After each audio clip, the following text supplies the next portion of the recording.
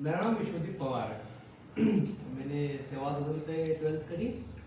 पूरी सच्चाई बताता हूँ, मैं आज कुछ शर्माना नहीं, क्योंकि सच बताना वाकई में बहुत अच्छी बात है। सेवा सदन से 12th पास आउट होने के बाद में मैंने बिम्स में एडमिशन लिया, बीएससी में। अब बीएससी फर्स्ट ईयर में एडमिशन लिया, तब सेमेस्टर वाइज हुआ करता था।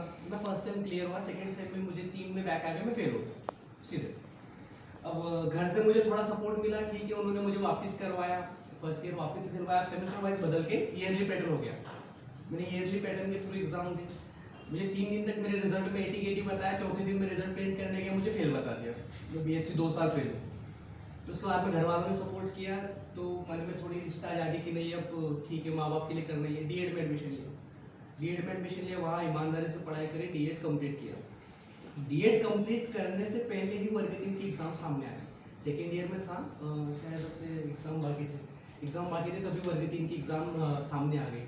तो अब ये आखिरी मौका था, लगना था उसमें। अब आ गया कोविड आ गया, तो लॉकडाउन लग गया। लॉकडाउन ने मेरी बहुत मदद करी पढ़ाई में। बिल्कुल सबके लिए, मैं हमेशा से बोलते आ रहा हूँ, कोविड हम सभी के लिए बहुत बुरा समय गुजरा, लेकिन इस समय को जिसने यूटिलाइज किया, अपने अच्छे मतलब अपने जो स्किल्स के ऊपर काम किया, उसके लिए काफ़ी अच्छा समय गुजरा है। तो मैंने कोविड के दौरान ही खुद को प्रिपेयर कर लिया मेंटली कि नहीं, मुझे ये जॉब चाहिए तो चाहिए। तो इसी में लग गया मैं। अब मैं पहले जब मैं डीएड में हुआ करता था, तब मुझे आदत थी सभी लोगों के बीच में बोलने की।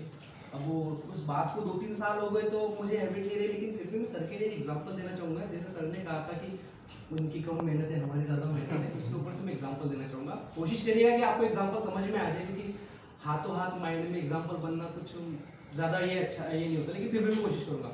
अब मान लो आप लोगों को इंदौर जाना है, ठीक है। अब आप लोगों ने, चलो ठीक है, बस से नहीं गए, आपने पर्सनल आपकी कार करी, आपने पेट्रोल वेट्रोल भराया कार के अंदर, आप गए इंदौर के लिए। अब बीच में कार थोड़ी गर्म हुई, उसमें थोड़े धंधों के कारण टायर वायर में कुछ प्रॉब्लम आई, लेकिन आप इंदौर पहुंच गए। तो अब इंदौर कौन पहुंचा?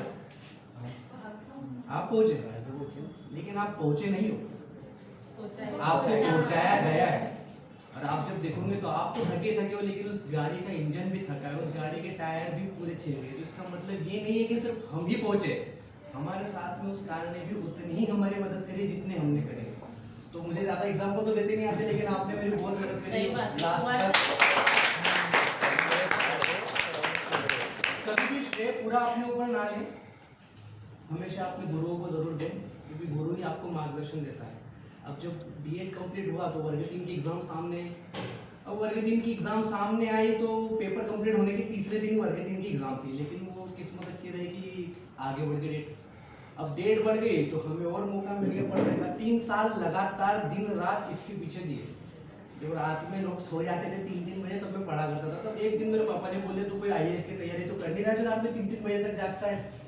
लेकिन मैंने नहीं, करना है तो करना है। सर से भी बात हुई कि सर मुझे रात में पढ़ने में ज़्यादा अच्छा लगता है, क्योंकि मैं जिस मोहल्ले में रहता हूँ वहाँ पर बहुत ज़्यादा बच्चे हैं और बहुत ज़्यादा शोर शराबा होते रहता है, तो मुझे दिन में पढ़ने में काफ़ी डिस्टर्बेंस होता है।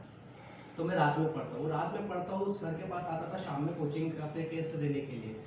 एक टाइम ऐसा आया जब कोई भी इंसान 2 साल लगातार बुकों को देखते रहेगा तो मन थोड़ा ये हो जाता है विचलित कि आखिर कब तक मैं बुकें पढ़ूँ। एक समय आया, मैंने बोल दिया यार ठीक है, मेरी पढ़ाई हो गई काफ़ी लेवल तक, लेकिन जब सर के पास में आया तो सर ने बोला कि नहीं, छोड़ना नहीं है आपको, कंटिन्यू, भले एक बुक को 10 बार पढ़ो, लेकिन पढ़ो, क्योंकि जब तक आपका बेस क्लियर नहीं होगा, मेंटल मतलब दिमाग के अंदर पूरी बात जब तक जाएगी तब तक आपको करते रहना। और मैं करते रहा यहाँ लगातार।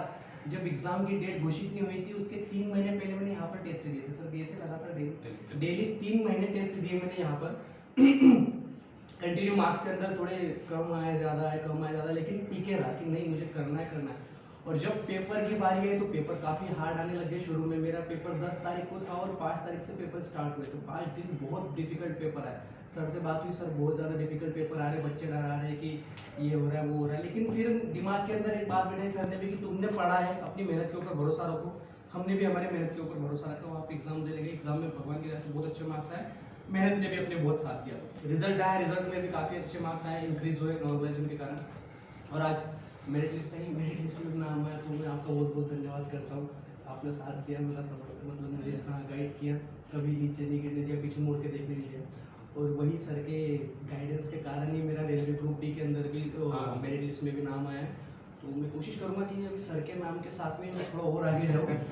मैं यहाँ नहीं रुकूंगा सर के नाम मेहनत पर आगे ले के जाऊंगा। साथ हैं।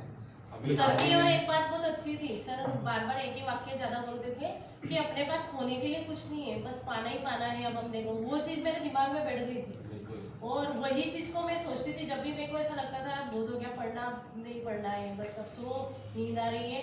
और वो सर की बात आती थी कि अपने पास खोने के लिए क्या है, खोना तो कुछ है ही नहीं, अब जो भी है बस पाना ही पाना है। तो वो शब्द मुझे हमेशा मोटिवेट करते रहे वो सर के।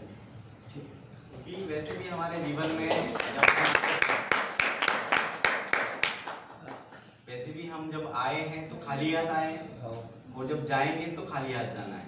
ठीक है, जब भी आप किसी एग्जाम की तैयारी करते हैं तो मन में डर होता है हार का, भाई हार गए तो, फेल हो गए तो, बट हमेशा हम केवल नेगेटिव एस्पेक्ट देखते हैं उसका।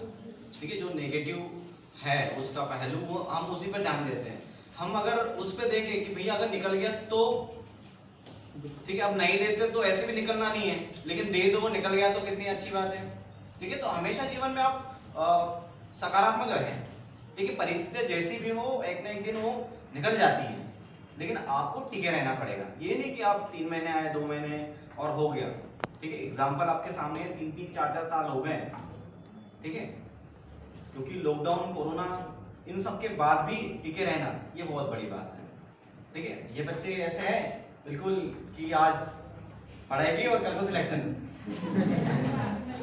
है ना, तो आपको संघर्ष करना पड़ेगा, थोड़ा सा मेहनत करना पड़ेगा। जो पढ़ाया जा रहा है उसको आपको थोड़ा सा सही तरीके से याद करना पड़ेगा, टेस्ट देना पड़ेगा। वैसे मेहनत कर रहे हैं। भले ही पूरा ये ना हो पाए, लेकिन 2-3 महीने में आपको एक ही टॉपिक को 10 जगह से कवर करना पड़ेगा। धैर्य सबसे ज्यादा हो सकता है 2-3 महीने में। बच्चों का एग्जाम है जीडी जनवरी 10 जनवरी से स्टार्ट हो रहा है। बहुत सारे लोग हैं देने वाले इस बार। अच्छा है। कुछ जीडी में तो ताकत लगा देगा। इस बार सबसे ज्यादा पोस्टर से 45 हाँ, सबसे ज्यादा है। 45,000 और इसी पोस्टर। साल में सबसे ज्यादा निकली है। इसके बाद में इधर है व्यापम में भी 10-20 हजार है टोटल पोस्ट, सब मिला के अगर बात करें तो बहुत अच्छी अपॉर्चुनिटी है हमारे पास कि हम लोगों को केवल एक पोस्ट लेनी है। और बाकी- इतना ये देखा है मैंने मेरे स्ट्रगल में कि जितनी बड़ी सोच रखोगे ना उतना बड़ा हासिल होता है। समय लगता है पर हासिल जरूर होता है जो हम सोचते हैं। कि इसमें सबसे ज्यादा हमारी सोच ही सबसे ज्यादा मायने रखती है। और इसमें सर तो आपको हर क्लास लेते होंगे तो मोटिवेट करते ही होंगे। और सर का मोटिवेशन, मैं तो क्लास इसलिए ज्वाइन करना चाहती कि सर का मोटिवेशन मिलता रहे, क्योंकि पढ़ाई तो अपन कर ही लेते और करना ही है अपने को, क्योंकि बिना पढ़ाई के बिना मेहनत के कुछ नहीं होने वाला।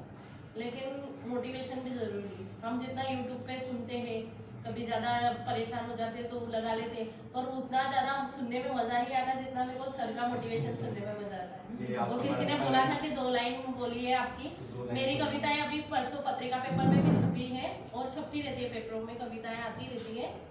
यहाँ के बुरहानपुर के भी छपती हैं। अमर उजाला उत्तर प्रदेश का पेपर आता है, एक हिंदू जन जागरण वाला आता है, उसमें भी मेरी कविताएं मेरी रचनाएं छपती रहती है। और ब्लॉग भी है मेरा गूगल पे, अगर आपको उसमें मेरी कहानियाँ वगैरह पढ़नी हो तो गूगल पे भी आप सुनंदा वानखेड़े डाल के उसमें आपको मिल जाएगा। 2 लाइनें बताती हूँ मैं। अगर शिद्दत से झुकोगे तो पत्थर भी देवता हो जाएगा, अगर शिद्दत से झुकोगे तो पत्थर भी देवता हो जाएगा, और मजबूत इरादों से आगे बढ़ोगे तो रास्ता खुद ब खुद बन जाएगा।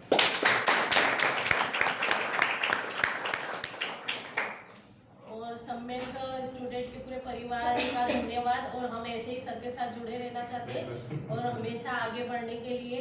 और सभी के लिए यही प्रार्थना करूँगी कि जितने सर के स्टूडेंट हैं सब अपनी मंजिल को, जिनके जो जो सपने हैं वो हमेशा पूरे हों। बहुत बहुत धन्यवाद। लेकिन सपने आंखें बंद करके मत देखना। सपने जब आंखें खोल के देखोगे तभी पूरे होंगे, तो आंखें बंद करके देखोगे तो फिर ठीक। Thank you sir. बहुत बहुत धन्यवाद, आप लोग समय निकाल कर आए हैं। सर आपका धन्यवाद, आप हमारे लिए समय निकाला। हमको तो बहुत खुशी हुई कि आपने हमको बुलाया और हम लोग आए। तो चाहिए कि हम कब आए। हम तो फिलहाल चलिए, तो आप लोग